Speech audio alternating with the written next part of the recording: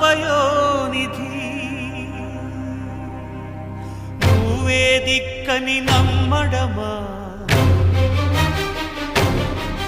నీ ఆలయమును నిర్మించడమా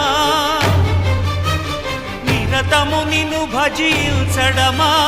రామకోటి రచించడమా సీతారామస్వామి